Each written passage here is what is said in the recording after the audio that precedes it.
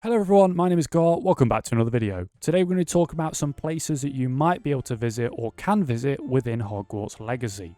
So do keep in mind that some of these places you might not be able to visit, or they might not even be physically existed inside the game when it does release. These are just places that we have may seen in certain trailers, showcases, and also speculations about certain missions that we may have seen already. First place I want to talk about is the Quidditch pitch. So we know the Quidditch pitch is where Hogwarts students of many different houses compete against each other in a game of Quidditch or a tournament of Quidditch. They win trophies, and we've seen a lot of these trophies that could be from Quidditch within inside different common rooms, aka mostly the Gryffindor common room has quite a lot of trophies. I'm assuming they're mostly Quidditch trophies. So if the Quidditch pitch is going to exist within Hogwarts Legacy, I wonder how much we can actually explore of it, because we know Quidditch actually isn't in the game, or from reports that Quidditch isn't in the game as far as we're aware of. So I'm intrigued to see how much we can look around this pitch. Can we go underneath the stairs, or underneath the stands, or can we go inside the actual pitch itself? Can you fly all the way up around to the rings? So that's something to keep in mind. Maybe not be something that's mega interesting, but something that you may want to think about. And this is another thing that I wanted to kind of bring up about Quidditch, as well as the Quidditch pitch. In Hogsmeade, will there be the Quidditch or the quality Quidditch supply store that we've seen in the movies and so forth? Places where you would obviously go to buy a new broom, or maybe upgrade your broom in the game. Is this somewhere where you go to upgrade it? And would it really be called the quality Quidditch supply store? Would it be called the Quidditch supply store? Because if you can't play Quidditch, is there really any point of calling it Quidditch supply store? I don't really think so. But this is why if the pitch is searchable, where you can go around on the Quidditch pitch and look around, and maybe there is the store there available to you to shop at for different clothing items and new brooms maybe there might be an update in the future for Quidditch. So we'll have to wait and see. Now, next one is an obvious one, is the Forbidden Forest. So the Forbidden Forest is, of course, going to be a searchable area, or a visitable area within Hogwarts Legacy within the map. And some things I want to actually look at or think about is what are the exact things we can visit within inside here. Of course, in the movies, it's a very dark, dingy, the roots and the vines are all twisted around and kind of mutilated on the floor. So it's quite a treacherous, tricky place to navigate because of how tall the trees are, but how big the roots are when they come out. Another thing to think about, of course, is the spiders. Are we going to see the spiders and their nests? That could be a very interesting place to visit as well.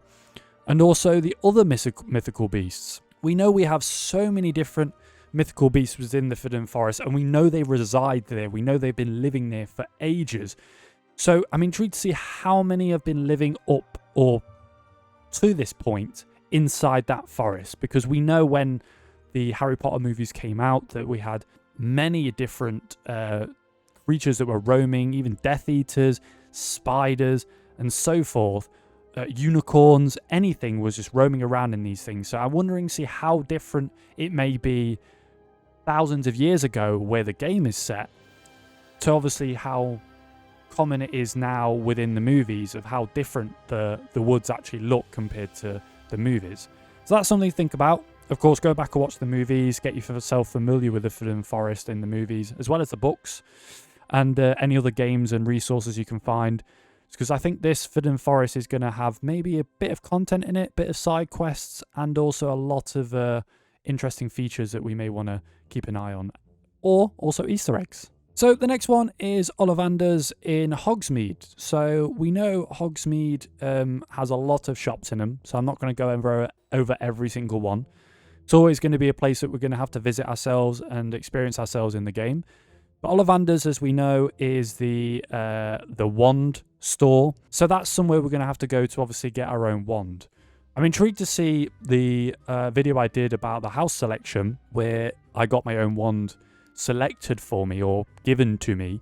I wonder when I go there, is that same wand when I register my account up to my Xbox account, is that going to be synced across when I go to that shop and get my wand? Or is the wand just going to be handed to me and say, we've already got you a wand, because you're a student that's more grown up and you've got you've missed obviously the first years of your school or your time at Hogwarts. Are they just going to give you the wand and say, we've already got you the wand, it's already chose you, here you go, and blah, blah, blah. It would be cool to obviously go to the shop and have the wand selectors go through different wands and be like, yeah, it's not really my thing. And then go, oh yeah, this one definitely suits me because the wand has chose me, or necessarily you've chose the wand. So that's one thing to think about, is Ollivanders is in Hogsmeade, so I'm assuming it will be there. Depending on who owns Ollivanders now, we will have to see.